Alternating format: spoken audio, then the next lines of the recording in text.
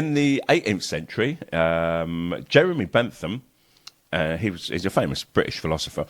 He's not known for this, what I'm going to talk about, but he proposed the idea of the Panopticon. And a Panopticon is a prison design built around a simple but powerful principle: visibility.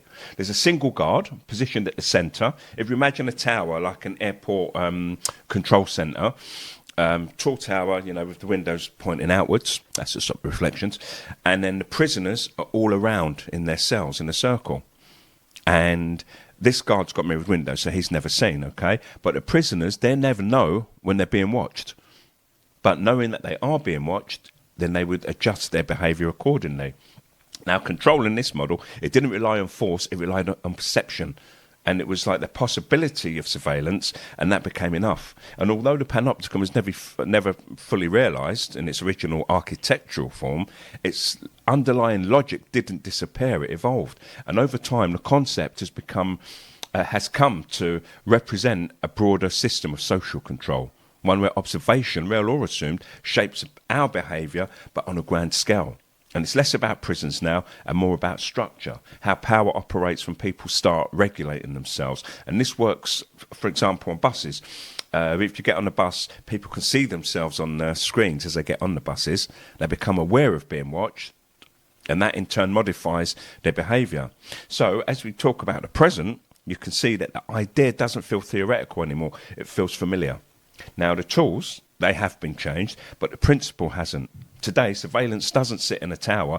It sits in pockets, on wrists and on desks. Smartphones, smart home devices, location services. These aren't just conveniences. They're constant data generators, tracking movements, preferences, habits and routines with a level of detail that Jeremy Bentham couldn't actually imagine. And the funny thing for me is that people say things like, I don't want to be a victim to AI. I fight in the system. These are my kind of cool, mates.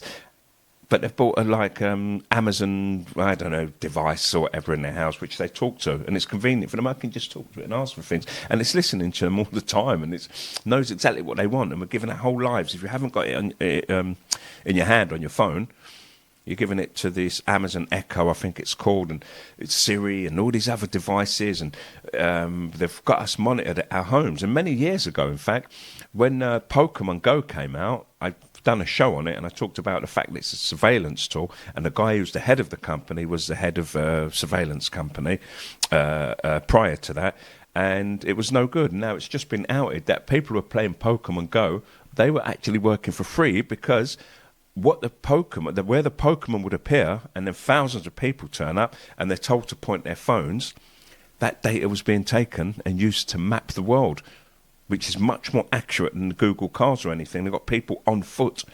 They've got stuff around, being monitored to inches. Anyway, that's a different story, but it's still about surveillance, because obviously they're going to see people in their shots, and they know the people who turned up, blah, blah, blah, and they've got data about those people. So now, the difference is consent, or at least the appearance of it. People opt in to these new services and apps without often realising it. Now, there has been a movement to make everything, opt-in, so it's not compulsory or obligatory. What's the word I'm looking for? It's not the default. You have to opt in, but typically you have to opt out. And people, they accept the terms, they click agreements, and they carry their devices willingly. But that raises a harder question. How informed is that consent really? Most users don't even fully grasp the scale of data collection or how that data moves between corporations and authorities. It's not just about what's collected, but who can access it now, how long it's stored, and how long it can be used. And the result is a modern version of the Panopticon, not enforced through walls and guards, but through infrastructure and our habits and our compliance. And the awareness that data is being tracked, locations logged and searches stored, communications monitored, has a subtle but real effect. People begin to filter themselves. Not always consciously, but enough to matter. Behaviour shifts, and not because someone is actively watching at every moment, because they could be. Plus, the recent deluge of censorship and banners on social media raised this awareness of being watched to a new level.